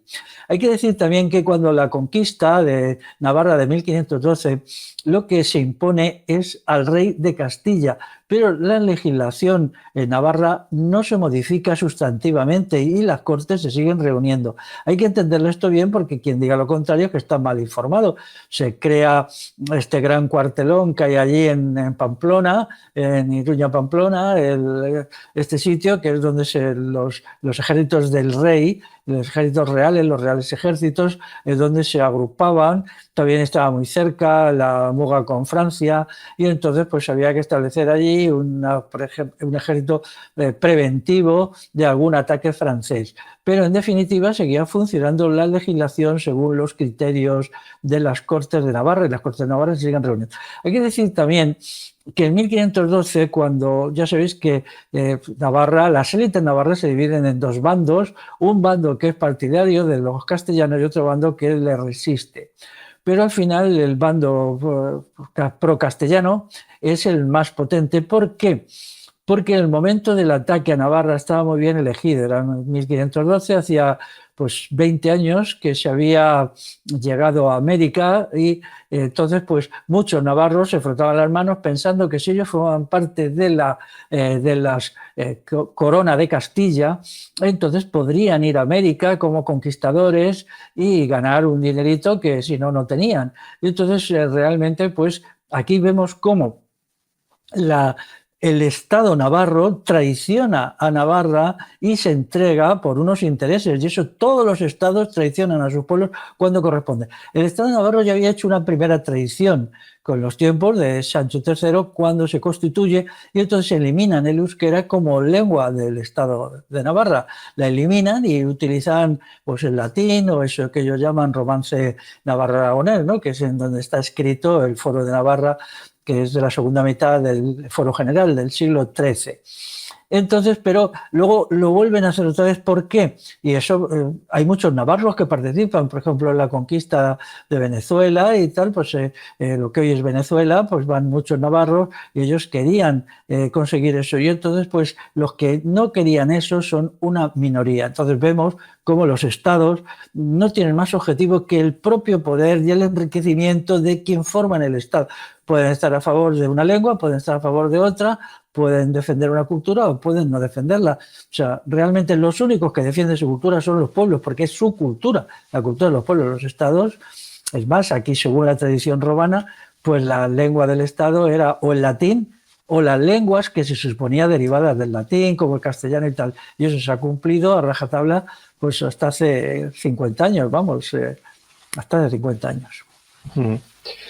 Muy bien, y bueno, para acabar con el tema del periodo carlista, se dice que en la Tercera Guerra Carlista, en el 1873-76, se creó el Estado Federal Vasco Carlista en las cuatro provincias de Hegoalde, en el sur de Euskal Herria, con ciertas atribuciones de Estado, ¿no? De emisión de moneda, Tribunal de Justicia, deuda pública propia, con un centro de comunicaciones en Bayona, en Lapurdi, y con el consentimiento del gobierno francés, y un ejército propio. La declaración de facto de un Estado vasco, ¿qué alcance real tuvo y qué posición tomó el ente popular ante este? Bueno, vamos a ver, suponiendo que ellos hubieran ganado, ¿qué significaba esto? Pues realmente hubieran ganado. Es verdad que el Estado este que tú citas era un Estado muy eficiente, era mucho más eficiente que el Estado liberal, mucho más, o sea, el ferrocarril, telégrafos, correos, todo eso funcionó muy bien. Era un Estado que... Pero claro, era solo un Estado, o sea, realmente, ¿por qué? ¿Dónde estaban los elementos propios de la soberanía popular vasca? ¿Dónde quedaba el Basarre? Es que, bueno, pues un Estado que funcionó, pero ¿dónde quedaba el Basarre? Los gobiernos por asambleas, todo el sistema legislativo, ¿dónde quedaba el comunal? Realmente, si ellos hubieran ganado, tendrían que haber metido mano al comunal, porque el comunal y el Estado son incompatibles. Es demagógico decir que ellos que acuñaron moneda propia. Bueno, habría que explicar también por qué el Estado francés se lo permitió o no les permitió hacer estas cosas, ¿no? Por ejemplo, el Vaticano no los reconoció. ¿Por qué? Porque el Vaticano tenía muy claro, sobre todo desde el acuerdo, el concordato de 1852, que aquí había solo un Estado y ese Estado tenía su sede en Madrid. Pero quien crea que la solución es una estructura estatal con un ejército propio, una emisión de moneda y tal, y que eso que tiene que ver con las instituciones tradicionales y propias del pueblo vasco, sobre todo con el Basarre, con el sistema de gobierno. Eso era un sistema parlamentario realmente. O sea, yo no he estudiado si eso era así, ¿no? Bueno, pues si lo creo, pues a la gente que le entusiasma el Estado, pues ahí está, ya lo tienen, ¿no? Pues no hay más que hablar, pero a la gente que no nos entusiasma el Estado, que nos entusiasma el pueblo autoorganizado, luego también tendremos que decir que mira lo que hicieron en Irlanda cuando imponen el Estado irlandés, ¿no? Es el Estado irlandés el que da el golpe definitivo al gaélico.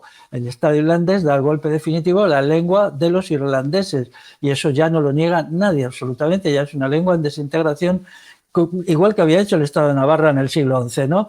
Se elige otra lengua, en este caso el inglés, porque les parece una lengua moderna, dinámica y tal, y no el gaélico, que para ellos pues es un arcaísmo, una cosa que ya no hay, porque es una lengua celta y ya no queda más que el bretón y bueno, queda también el galés y tal, pero ya son lenguas disfuncionales, ¿no?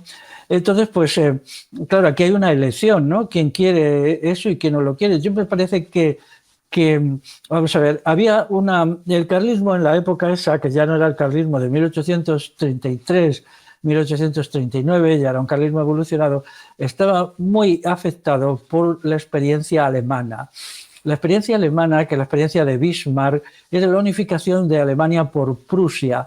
Y tengo la impresión que lo que ellos querían es convertirse en un Estado que luego, desde Euskal Herria, venciera al Estado liberal y conquistara el resto de lo que hoy es el Reino de España, de la misma manera que hizo el Estado prusiano. El Estado prusiano, pues, Alemania era Prusia y entonces pues era un montón de principados, se llamaban así, pero me parece que eran 200 principados que eran soberanos y tal, ¿no?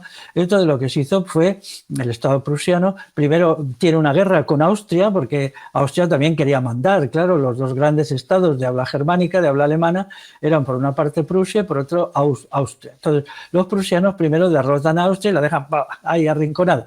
Y entonces ellos realizan la unificación, primero la unificación aduanera, y luego ya la unificación general. Y se crea Alemania, la nación alemana, a partir de un territorio suyo que es este territorio, que es Prusia.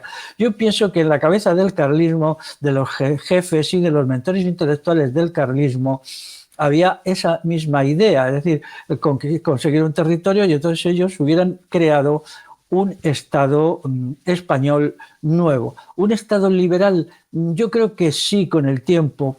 Hay un problema que el carlismo entendía bien y los liberales no lo entendían. Los liberales creían que había que pasar el cuchillo a toda la gente que se les resistiera, y los carlistas no tenían eso, tenían como un procedimiento más suave para conseguir lo que yo entiendo que eran los mismos resultados. Por ejemplo, los carlistas no querían abolir los fueros vascos, pero sí hubieran, en caso de ganar, entiendo yo, hubieran sido estableciendo una serie de legislación que los hubiera dejado equivalente a lo que hoy son los estatutos de autonomía, es decir, no un choque frontal, que eso vertió mucha sangre. Y entonces el camino que el carlismo eligió era un carlismo más, un camino más indirecto, más suave, menos opresivo, que no hubiera convertido el siglo XIX y el XX hasta hace 40 años, en un baño de sangre permanente en lo que es el Reino de España. Es decir, hubieran tomado medidas más suaves, por ejemplo, con el comunal igual, en vez de darle el tratamiento de shock que pretendían los liberales, el decreto de 1813, expropiación del comunal,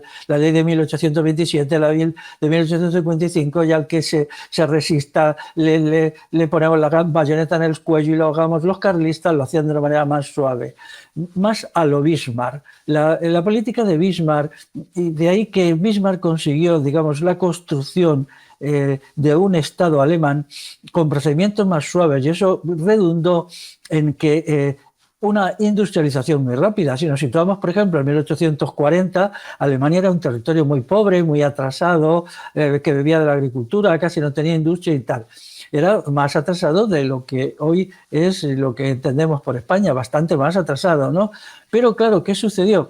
Que las formas brutales, zafias, salvajes que inventó que creó el liberalismo español, lo que allí se llama los belsas, o sea, todos estos, pues, o sea, los negros, es como se les llamaba a los liberales en Euskal Herria, pues entonces lo que hizo fue perder una gran cantidad de recursos y tiempo en una infinidad de guerras, que serán guerras terribles y líos, porque no solamente hubo las guerras carlistas, por ejemplo, está el movimiento cantonal. El movimiento cantonal no tenía nada que ver con el carlismo, era un movimiento cantonal que se apoyaba en la experiencia de Suiza, y sin embargo tuvo una importancia enorme, y luego se creó el cantón de Cartagena, el cantón murciano, que luchó, bueno, para tirar abajo al cartamundiano. Tuvieron que hacer allí un bombardeo. Dicen que en la ciudad de Cartagena el bombardeo de la artillería centralista de Madrid destruyó todas las casas menos una, porque estuvieron bombardeando Cartagena tiempo y tiempo. Y sin embargo la ideología del cantonalismo, que también hubo algo de cantonalismo en el País Vasco,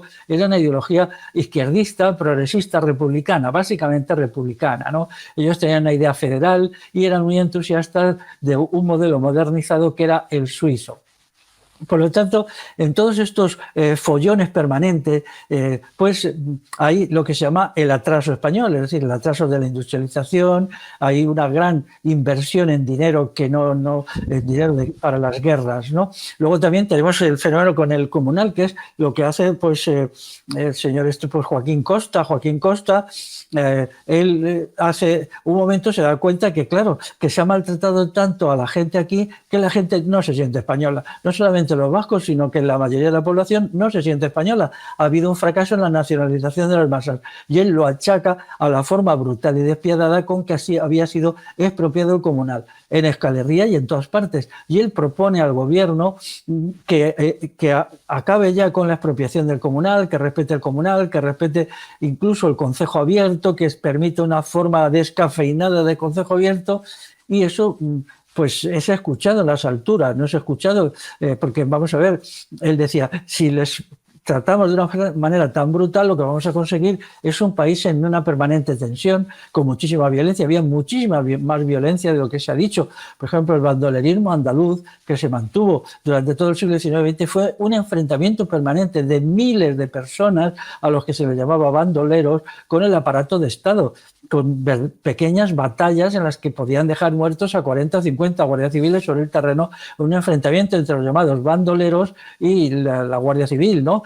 Y intervenían. Entonces, todo esto, o sea, España estuvo a punto de convertirse en un estado disfuncional a finales del siglo XIX. ¿Quién tenía la culpa? Gentuzas como Espartero, como todos los jefazos liberales que no habían comprendido que no se podía usar simplemente el palo, que había también que poner un poquito de zanahoria, mano izquierda, todo esto. Y yo creo que eso los carlistas lo hubieran hecho mejor, lo digo en mi libro, La democracia, el triunfo del Estado. Y entonces hubiera salido una cosa diferente, pero desde luego la idea suya era el Estado español, ¿no? Por eso en la etapa, es que hay una prueba perfecta de esto, en la etapa, digamos, realmente vasquista de Sabino Arana, él se abandona al carlismo y explica algo elemental, que los fueros son una parte de la legislación española, ni más ni menos, ¿no? Con lo cual yo estoy de acuerdo, claro. Muy bien, pues vamos a seguir por el hilo de Sabino Arana, vamos avanzando en la historia. En relación al proyecto de Estado-Nación vasco que comentabas de Sabino Arana, bueno, ya lo has mencionado. ¿Cuál fue el caldo de cultivo que propició la fundación del PNV, el clericanismo PNVista y su acomodación al Estado-Nación español? Y luego también, aparte de Sabino Arana, hay una serie de personajes que el nacionalismo vasco pues reconoce y reverencia, como Manuel Irujo, Telesforo Monzón, Arturo Campión, Manuel de la Ramendi y quizás algunos otros menos conocidos como Aristimuño. ¿Qué podríamos decir de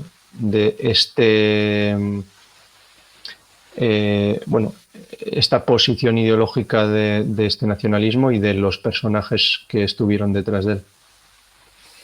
Claro, la transición desde la idea foral, el foralismo, por ejemplo, Arturo Campión en Navarra, ¿no?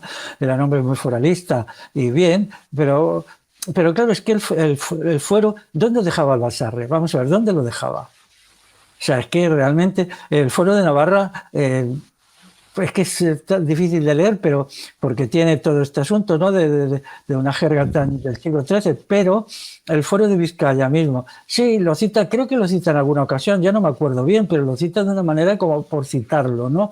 Cuando realmente pues será el elemento decisivo. Vamos a ver, las juntas de Guernica eran un sistema de democracia directa y poder entre niveles, y así funcionaban en el periodo de la alta Edad Media, ¿no? Que incluso podía ser un poder de 4 niveles. Es decir, por una parte estaba el poder municipal, que era el gobierno de cada municipio, aunque en Vizcaya no hubo pueblos en el sentido de población apiñada, de ahí las antiiglesias, pero todo el mundo sabía a qué pueblo pertenecía, aunque no existiera agrupación. Para quien no conozca el asunto, la anteiglesia significa que el basarre se reunía en la puerta de la iglesia porque no había una plaza, o sea, había una iglesia, pero luego la gente estaba dispersa y no había plaza, no había población, ¿no? Que eso era la forma más pura y más perfecta de vida, porque hasta el siglo XIV en Vizcaya no hubo poblaciones. Eso demuestra hasta qué punto las instituciones estatales allí eran nada y el señorío no tenía ninguna función, era una realidad meramente simbólica, ¿no? Porque donde hay un Estado, pues hay ciudades. Y eso se ve claro como en el fuero luego intentan que no se funden más villas para que no tengan más poder el señor, para que no se desequilibre tanto en función de los nombrados por el señor y los nombrados por el basarre. Bueno, existía el basarre. Luego existían las unidades comarcales, que eran allí donde los portavoces de los basarres locales se reunían y tomaban debatían las decisiones, ¿no? Y luego los portavoces de los basarres territoriales, les voy a llamar así, eran los que iban a la Junta de Guernica. Entonces era un sistema de poder en 3 niveles, de tal manera que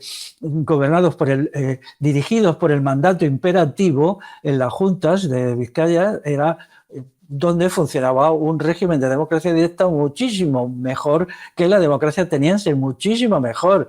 Vamos, ya quisiera la democracia ateniense tener el 5% de autenticidad que tenía el funcionamiento de la democracia directa en Euskal Herria en la Alta Edad Media. Pero luego había un cuarto nivel, que era cuando todos los territorios históricos se unificaban, los 7, que yo creo que había más de 7, por lo menos aquí en la península ibérica, inicialmente, si nos situamos en el siglo VI quizá, en el siglo VII, al poco de la Revolución Bagauda, había otros territorios más, que era lo que luego sería Aragón, incluyendo todo el Pirineo del Este, y lo que luego sería Castilla, ¿no?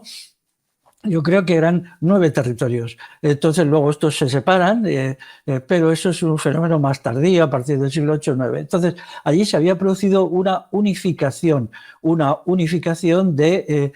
digamos, del pueblo vasco a partir de un sistema de democracia directa, porque la democracia directa no es que cada cual haga lo que le dé la gana, sino es un sistema en donde hay un orden y entonces pues se establece, la prueba está que en la guerra de los vascones contra todos los imperios que les quisieron conquistar, y los visigodos hispanos y los francos, pues ellos actuaban estupendamente, ¿no? Tenían un poder militar tremendo que machacaban a todos los bandidos estos imperialistas, y lo sabían hacer porque estaban unificados, y al mismo tiempo se nota perfectamente entre líneas que había un poder unificado, pero ese poder unificado era distinto del Estado-Nación. El Estado-Nación, el poder empieza y se concentra en la cúpula, mientras que en los sistemas de democracia directa es un sistema de abajo a arriba. Es decir, el verdadero poder está en la base, está en la asamblea, pero luego se van creando los diversos escalones y se va estableciendo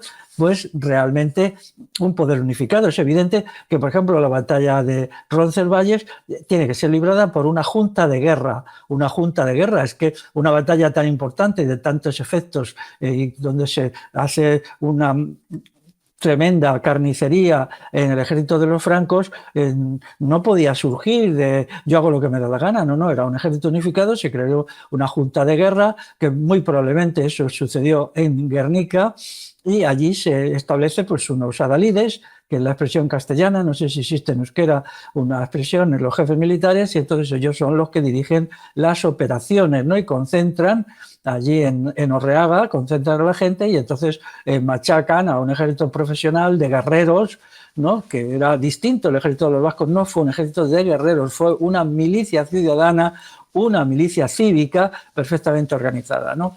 Entonces, pues esta cuestión hace que había una diferencia enorme entre la teoría del Estado-Nación y lo que es propio de Euskal Herria desde siempre, por lo menos desde el siglo V, ¿no? Que es un poder que empieza en la base. Y eso incluso se manifiesta, y si estudiamos en el euskera un poco, vemos que el euskera tiene unas fuertes particularidades locales. Eso es en primer lugar, ¿no? Unas fuertes particularidades locales en cada población. Luego tiene unas fuertes particularidades territoriales. El otro día, hablando con un amigo de allí, me hablaba del euskera de la costa en Vizcaya y lo diferenciaba.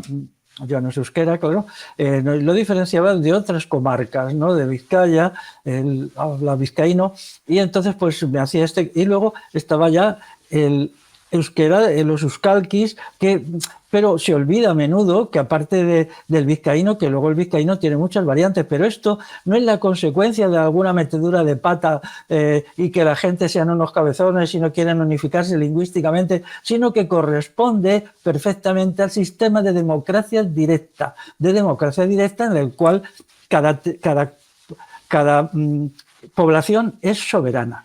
Y luego después viene la soberanía de la comarca y luego la soberanía de todo el territorio, ¿no? Y luego después así hay una soberanía de Euskal Herria que yo entiendo que tuvo que existir necesariamente porque si no, no habría sido posible hacer frente a imperios tan potentes como los que tuvieron que combatir, los visigodos, los francos, luego los musulmanes y tal, ¿no? Entonces, pues creo que esto nadie lo discutiría. Entonces, la idea del Estado-Nación ha sido siempre ajena a los vascos. Y en otra cuestión más, el Estado-Nación se basa en leyes escritas, son legislaciones, aquí tenemos la Constitución, aquí tenemos el Código Penal, aquí tenemos, por ejemplo, las leyes sobre comercio, pero sin embargo, en el sistema de democracia directa, donde la gente participa directamente, por eso se llama democracia directa, lo que existe es el derecho consuetudinario oral y la cultura oral. Y entonces esto está tan arraigado en los vascos que ha habido una resistencia enorme a escribir el euskera. Algunos lloran, dicen, es que el euskera no se escribió, bueno, salvo algunos catecismos y libros de misa y tal, en realidad pues hasta el siglo XIX. Entonces yo siempre lo he visto de una manera distinta, digo, eso significa que las tradiciones de democracia directa, de gobierno directo, de derecho consuetudinario o derecho pirenaico, que es el nombre que tiene allí y tal, eran muy fuertes de tal manera que la gente primero no tenía ninguna necesidad de escribir sus leyes porque estaban allí, ¿no? Daros cuenta que lo de el lema carlista de la Lege Zarrak, ¿a qué se refiere? Se refiere a los foros, pero sin embargo, en realidad esas leyes son supermodernas, las leyes verdaderas no son las que están escritas en los foros, las leyes verdaderas vascas son las que la tradición oral y la palabra tenían previamente. O sea que las leyes Serrat de los carlistas son la segunda tanda en todo caso, porque primero había habido unas leyes que estaban... Claro, no voy a citar aquí a un lingüista francés, aunque lo voy a citar, que dice textualmente... ¿Para qué se escribe? ¿Por qué se inventó la escritura? La escritura se inventó cuando los estados se constituyeron y tuvieron fuerza elemental. Hay un hecho cierto que lo voy a decir muy rápidamente, aunque yo ahora lo estoy estudiando mucho y me sorprende. ¿Por qué desaparece la lengua ibérica y se mantiene el euskera en toda la conmoción de la conquista romana y tal? Bueno, que son lenguas emparentadas, está claro, cuando se estudia tenían muchas cosas en común, ¿no? Muchas cosas. Pero tampoco eran la misma lengua porque con el euskera, ni siquiera con el euskera, el protuskera y todo esto, pues se entiende el idioma ibérico, del cual tenemos bastantes textos que no entendemos. Bueno, hay un hecho clave, que el idioma ibérico sufre un proceso primero de transformación porque se crean estructuras estatales. Los íberos en el Levante y por ahí, en el interior de la península, crean estructuras estatales, a veces autóctonas y a veces impuestas por los cartagineses. Por ejemplo, les obligan a estatizarse, y ya lo habían hecho antes, por ejemplo, también los fenicios, ¿no? Mientras que el euskera no hace eso. El euskera no crea estructuras estatales, ¿no? Se conservan algunos un poco de euskera escrito, por ejemplo, en los grafitos estos que aparecen en Iruña Velella, pero vamos, eran más bien cosas que escribían pues quizá adolescentes que estaban siendo allí en una escuela, educados en latín, y ellos pues se entretenían en escribir lo que hablaban, ¿no? Pero no hay una voluntad de hacer... Entonces, esa ausencia de voluntad de convertir la cultura vasca y la lengua vasca en algo escrito, que eso es potentísimo, ¿no? Solamente en los últimos 30 años esto ha disminuido. Antes no se quería eso. La gente no quería eso porque ellos querían la relación directa entre personas, sino la relación a partir de un elemento que es lo escrito. Y ya se sabían la legislación. ¿Dónde la tenían? En sus cabezas. Sabían sus cabezas, a partir de criterios morales, establecían el derecho consuetudinario y vivían. Entonces, ¿que esto tiene problemas? Ahora, para nosotros sí lo tiene. A mí me encantaría tener toda una documentación de qué hicieron los vascones desde la Revolución Bagaúda hasta la fundación del Reino de Navarra en el siglo X. Me encantaría, vamos, daría algo por tenerla y no la tenemos y nunca la tendremos. ¿Por qué? Porque nunca escribieron nada. Nunca escribieron nada, escribían sus enemigos de ellos y nosotros tenemos que deducir de ellos, de lo que escribieron los francos y lo que escribieron los visigodos. Pero eso demuestra una fortaleza enorme, enorme en la adhesión a los principios de la democracia directa. Y los vascones hacen una aportación decisiva en que en toda Europa se creen estos principios. Por ejemplo, en Suiza, antes he citado a Suiza con el cantonalismo. En Suiza hay muchos elementos de democracia directa todavía. Puede ser que algunos de ellos fueran copiados del que tenían los vascones, o puede ser que ellos los tuvieran. Tampoco, vamos a ver, la democracia directa es el sistema normal y natural en que cualquier pueblo que se ponga a pensar en términos de libertad política se organiza. Lo que es artificial y falso y no cabe en cabeza decente es lo del Estado-Nación. El Estado-Nación, ¿por qué tiene que haber una minoría que mande y que el poder sea un poder descendente, que a unos señores se les ocurre esto y pum pum, y el que no cumple, ahí está la policía y te multa o te mete en la cárcel? No, el poder es ascendente, tiene que ser ascendente, pero luego se puede crear un poder arriba que tiene verdaderos, pero son siempre poderes delegados, poderes sometidos al mandato imperativo, la idea de que son poderes por un año, salvo a lo mejor en condiciones excepcionales, pues se les permitía hasta 2 años, pero luego tenían que volver a su casa y olvidarse del asunto, porque la concentración del poder es la negación de la libertad. Y no solamente de la libertad, sino la negación de la conciencia moral. La frase esa de que el poder corrompe y el poder absoluto corrompe absolutamente es una verdad total. Y entonces los vascos, muy sabios los vascones, como estas cosas las sabían antes de que tuviera que venir alguien por ahí a escribirlo, pues tomaron unas decisiones fundamentales. Y entonces el sistema suyo de democracia directa resultó ser extraordinariamente eficaz en la defensa del pueblo vasco, extraordinariamente eficaz, como no lo habría sido en ningún caso la creación de un Estado nacional, porque ellos consiguieron, es una hazaña portentosa, algo que yo cuando me pongo a pensar en ella me quedo mareado. O sea, vencen a los 4 imperios más importantes que hay en la antigüedad: el Imperio Romano, el Imperio Visigodo, el Imperio de los Francos y el Imperio de Andalusí. Y los van venciendo y los destrozan. Por ejemplo, el Imperio de los visigodos, el Imperio de Toledo, pues cae cuando la guerra que les están haciendo los vascones les desgasta. A finales del siglo VII se notan ya un fenómeno de desgasto. Las instituciones estatales ya no pueden más, están exhaustas. Pero vamos a ver, ¿estaban exhaustos los vascones? Ni mucho menos. Ni mucho menos, estaban tan campantes, ¿no? Y luego 80 años después vuelven a derrotar a los nuevos enemigos que aparecen por el norte. Sin embargo, el Imperio Visigodo cae y traen a los musulmanes aquí porque ellos ya no podían más. Los traen precisamente para que continúen la guerra contra el norte de libertad, ¿no? Entonces eso significa que son sistemas de una eficacia política, demográfica, económica y militar enorme. Y eso, claro, eso ha quedado como en el inconsciente colectivo de los vascos y hace que la idea de un sistema de Estado vasco pues no entusiasme. Es una cosa de hace 50 años y le han introducido gente que no se pueden basar en modelos vascos. Por eso cuando decimos Euskal Herria desde sí misma, pues democracia directa, simplemente.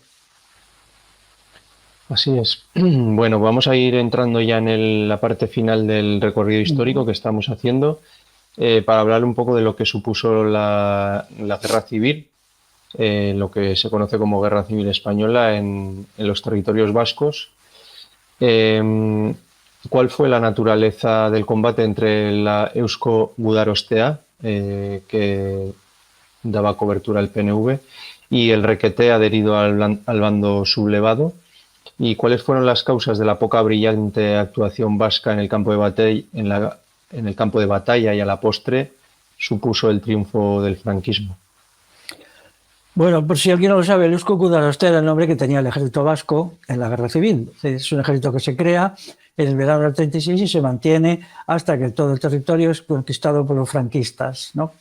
El Eusko Gudarostea no fue un ejército eficaz, precisamente por lo que yo pienso, porque allí había unos sistemas jerárquicos y autoritarios que no combinan con la idiosincrasia vasca, con la manera de ser de los vascos, y no lucharon fuerte. Entonces, sin embargo, luego tenemos el fenómeno del requeté. El requeté seguía siendo un fenómeno muy curioso, ¿no? Pero hay que decir que el requeté cumplió una función decisiva en aportar el triunfo del franquismo al final, ¿no? Y esto, pues es que la vida es así de paradójica, ¿no? Pero las unidades del requeté al mismo tiempo pues eran unidades de vascos, ¿no? Puede ser que en los enfrentamientos, cuando el requeté de Navarra avanza por Guipúzcoa, pues puede ser que cuando estaban en las trincheras, pues a lo mejor se insultaban unos a otros en euskera. Bueno, el euskera no tiene insultos ni palabrotas, pero podían decirse cosas así fuertes, ¿no? Unos a otros. Yo recuerdo una mujer escaldún, que me contaba, un pueblo de Guipúzcoa, que lo mal que se habían portado con su madre los requetés, ¿no? Y para ella decir requetés y carlistas eran citarles el diablo, porque les habían entrado en casa, les habían robado, les habían quitado. Ella estaba muy dolida porque les habían robado los colchones. Se habían llegado los del requeté y les habían robado los colchones y se los habían metido en camiones y ellos se habían quedado sin colchones y claro, no les quedaba más que dormir en el suelo. Y la señora me contaba aquella anécdota, ¿no? Ella era una señora totalmente escaldún, ¿no? Y me lo contaba bien castellano, claro. Y entonces ella aquello del carlismo le parecía muy mal, y no quería saber nada de todo aquello, ¿no? También hay que decir que quienes se presentan que la Segunda Guerra Carlista allí en Euskal Herria, la de 1872-76, fue como construyó un Estado vasco, entonces tienen que explicar qué pasó luego para que el requeté aparezca como un defensor a machamartillo del Estado español, ¿no? En la guerra civil. Y además, un defensor, bueno, pues eran tropas muy combativas. También el franquismo muy astutamente supo aprovechar las características del pueblo vasco para que en sus unidades no hubiera una jerarquización. Supo muy bien aprovechar también el problema del clericalismo, que estaba avivado por la estupidez anticlerical de la izquierda. Bueno, la estupidez anticlerical de la izquierda era lamentable, ¿no? Hay que decir que hay que respetar la libertad de conciencia de la gente, ¿no? La libertad, bueno, pues si la gente es religiosa, pues es religiosa, ¿no? Porque todo el asunto del quema de las iglesias, el asesinato de curas, de monjas y todo esto, pues fue una ayuda que se hizo a Franco descomunal. No olvidemos que fueron casi 6.500 entre curas, monjas y tal, ¿no?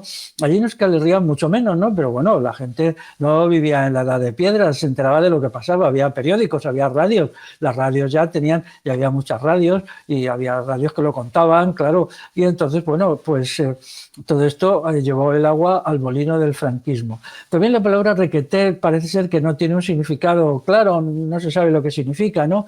Pero se utilizó mucho para marcar distancias con la expresión del carlismo, ¿no? Franco, pues bueno, les ofreció vagamente que iban a poner un rey, pero claro, no era el pretendiente carlista, sino era el pretendiente de la herencia de Alfonso XIII, ¿no? Y esto, pues hubo algunos carlistas que protestaron, pero ya hábilmente, pues Franco les mandó callar, incluso les reprimió. Hay que decir también que en Navarra no todo el mundo era carlista, ni mucho menos. Me parece que se habla, a lo mejor me equivoco, pero hubo 3.000 fusilados. 3.000 fusilados por Franco allí. Gente que se oponía a todo eso, que le parecía abyecto y que incluso le explicaba que no había motivos para que hubiera aquella guerra entre vascos. Una parte muy importante de los fusilados en Navarra fueron por la lucha por el comunal. Es muy importante esto, es muy importante cuando se determine por qué aquella gente había estado fichada y luego cuando llegó 1936 en el verano se les fue a buscar y se les fusiló. Yo creo que es mayoritario el conflicto del comunal, ¿no? Todo lo de las corralizas, todo el asunto de las corralizas, sobre todo en la mitad sur de Navarra, pues aquello, bueno, se había enconado mucho en la primavera de 1936 y aprovecharon para hacer una limpia. Así pues, ni mucho menos se puede considerar Navarra como carlista. En Navarra había muchas tendencias, igual que ya antes. Yo sí quiero citar, estuvo el PNV, que era muy clerical y tal, pero también estaba Acción Nacionalista Vasca, que era un partido que se consideraban bueno, pues un partido anticlerical, pero moderadamente simpático, con una idea progresista, avanzada y tal.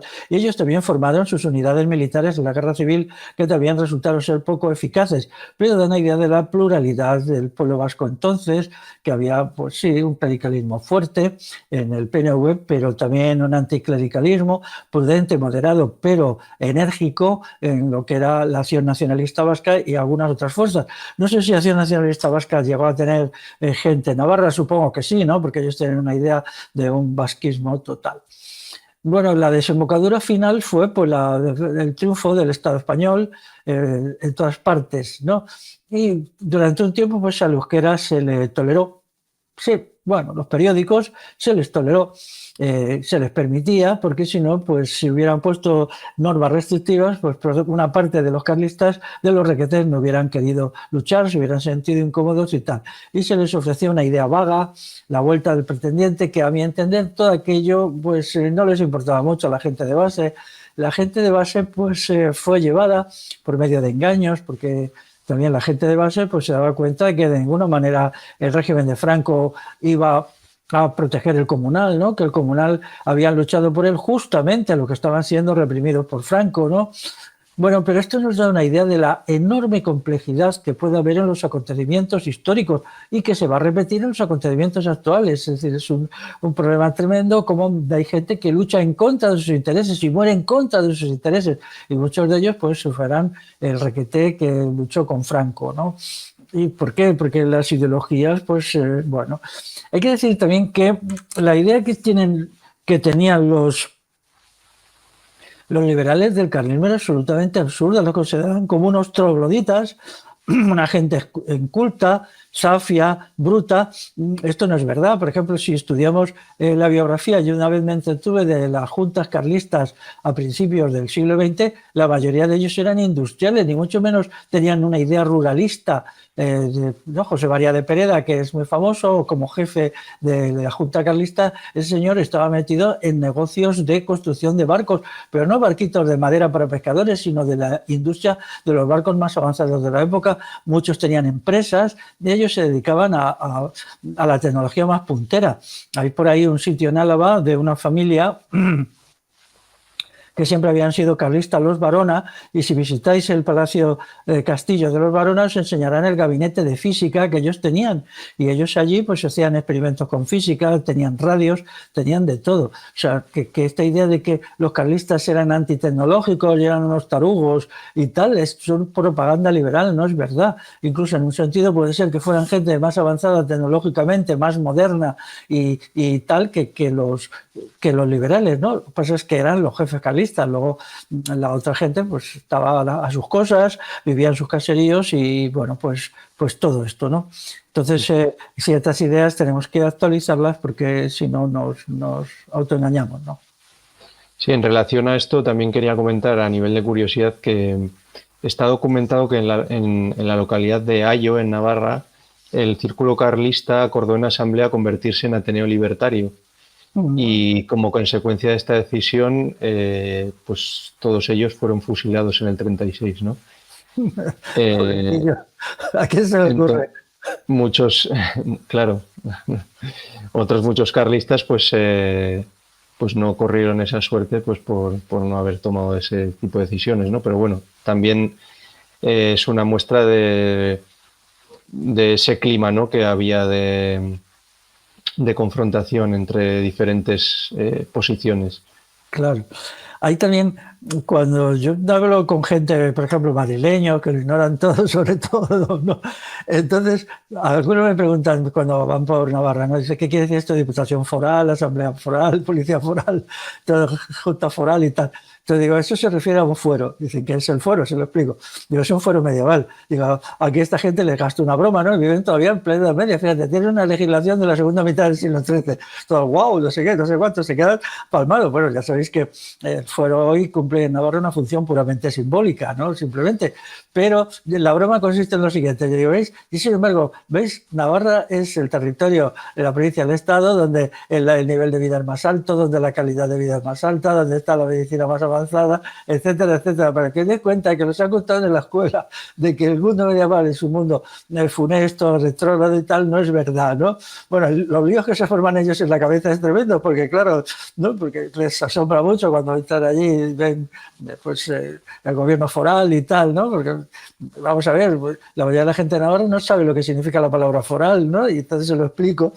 Luego ya les dejo un rato que se les haga polvo las meninges y luego ya les digo, un momento, que eso solo cumple una función simbólica, es una seña de identidad, ¿no? La legislación actual en Navarra no tiene ninguna relación con el fuero, ¿no? Solamente. Pero bueno, es interesante, ¿no? Porque les han vendido, esa es muy idea de los liberales, por ejemplo, que la Iglesia Católica defendía el atraso, porque, bueno, por ejemplo, en Cataluña, todo el proceso industrializador en Cataluña se hacía, iban los señores obispos correspondientes a bendecir las fábricas. Hay un libro que lo explica y había muchas fotos. Pues ponemos la primera piedra de una fábrica de máquinas, por ejemplo, la maquinista terrestre y marítima, que fue la más avanzada en motores. Pues allí estaba el señor obispo echando el agua bendita y tal. ¿Por qué iban a ser ellos enemigos de la técnica y enemigos de la industria si realmente eso producía beneficios y dinero? Igual las juntas carlistas serían gente con un nivel cultural alto y muchos de ellos eran accionistas de grandes empresas y eran unos capitalistas incluso más listos y más desarrollados que los capitalistas que estaban con el liberalismo, ni más ni menos. Bueno, pues vamos a ir ya cerrando lo que ha sido la charla, la entrevista, y no sé si nos quedaría algo más que decir sobre el recorrido histórico de del nacionalismo moderno, desde este repaso que hemos hecho de su historia hasta la guerra civil. Algo que consideres que sea relevante a decir en relación a esto. Sí, hay que decir que el PNV tenía también entre ceja y ceja no la realidad del pueblo vasco, sino Inglaterra. Ellos eran anglófilos, muy anglófilos, ¿no? Luego se dice, no, es que eran vaticanistas, clericales y tal, eran sobre todo anglófilos. Y ellos vivían la realidad de Euskal Herria desde un punto que era Bilbao. Por ejemplo, ellos no entendían la Navarra, pero no entendían nada. Y la prueba es que su presencia allí siempre fue muy pequeña, ¿no? No entendían lo que era Euskal Herria en realidad, no tenían una idea de una Euskal Herria muy avanzada tecnológicamente, con muy alto nivel de vida y también tenían con un Estado fuerte, ¿no? Y que se pareciera todo lo posible a Inglaterra. Pero las instituciones propias de los vascos, a ellos no les importaba nada. Bueno, se hacían lo de la Junta de Guernica porque era simbólico, ellos lo reducían todo a elementos simbólicos, era una teatralización lo que hacían allí y lo que se sigue haciendo, ¿no? Pero no había, vamos, ellos lo de la democracia directa les producía dolor de estómago y cuando citan, por ejemplo, la obra de este que te has citado antes, el señor José Aristimuño y Sol, ¿no? Que fue fusilado por Franco. Su libro La democracia en Euskadi, que es un libro que yo recomiendo que se lea, pues es un libro que habla del parlamentarismo ni más ni menos y presenta el Balsarri como algo pintoresco y además con un cierto desdén, ¿no? Como diciendo, sí, bueno, ahí está eso es como pues el arrastre de piedra con bueyes y cosas así, ¿no? Algo pintoresco, cuando él en realidad no comprendía que vamos a ver que solamente a partir del Basarre se podía salvar el euskera, porque en el ejercicio de la soberanía popular en las asambleas es donde se ejercitaba el euskera, y mientras que ellos lo que proponían era un sistema centralizado imitador de Inglaterra en el cual se hablaba el inglés, ¿no? Esto ya les creó contradicciones en la época. Y bueno, ellos crearon una élite que es que se lanzaron pues a escribir el euskera y todo esto, pero ellos no tenían en la cabeza la Euskal Herria popular, tenían una Euskal Herria que ellos habían inventado, ¿no? Sobre la base de que además pues la construcción del Estado-Nación pues era lo que ellos querían. Y luego tenemos la etapa españolista de Sabino Arana, porque cuando quieres el Estado-Nación y ves que no lo pueden lograr, porque claro, la construcción del Estado-Nación vasco les llevaría a chocar también con el Estado francés, y eso ya eran palabras mayores. El Estado francés entonces era una potencia militar descomunal, ¿no? Y entonces, pues, ¿qué hicieron? Bueno, pues si no podemos tener Estado vasco, tengamos Estado. Es que esto es muy curioso porque todos los defensores del Estado-Nación tienen una etapa que traicionan la teoría del Estado propio y se suman al Estado que les domina. Es decir, hay un momento que Sabino Arana dice, bueno, no podemos tener Estado vasco. Vale, pues tengamos Estado. ¿Cuál es el Estado que podemos tener? El Estado español. Y esto hace que el PNV sea, sea una institución del Estado. De hecho, el PNV siempre ha sido estatista de una manera rigurosa. Ni se les ocurre pensar que puede haber otra organización de la sociedad que no sea a través del Estado. Y esto les lleva, claro, a valorar la lengua del Estado. Todos sabemos el escasísimo interés que tiene en el euskera el PNV. Lo ha tenido y lo tiene, sus periódicos apenas incluyen nada, o no sé, ahora un poco más, pero cuando yo iba por allí, estaba por allí, pues es que a lo mejor siempre era alguna cosa, siempre era lo mismo, pintoresquismo, la fiesta de un pueblo, cosas así, ¿no? En Deia y tal. Entonces esta traslación y esta traición del Estado-Nación al pueblo es inevitable una vez que tenemos un Estado que no puede realizarse. Es decir, porque si fuera fácil decir, bueno, vamos a crear el Estado vasco, pues sí, ellos claro quieren un Estado vasco, pero como eso es realmente imposible, porque ellos, vamos a ver, Euskal Herria no puede vencer a dos grandes estados, el Estado francés y el Estado en condiciones normales, para crear un Estado propio, no puede vencer el Estado francés y el Estado español, pues al final dicen, bueno, a falta de pan, buenas son tortas, pues ala, el Estado. Se convierten en muy estatistas, unos sistemas muy centralizados. El PNV es una estructura de poder, no es ni siquiera un partido político, con una cúpula muy opaca, con un mundo el suyo propio, en fin, algo que a veces hasta da un poquito de miedo el PNV, ¿no? Ellos procuran que no se note mucho, pero es así, sí. Muy bien, pues vamos a dejar aquí la tertulia de hoy.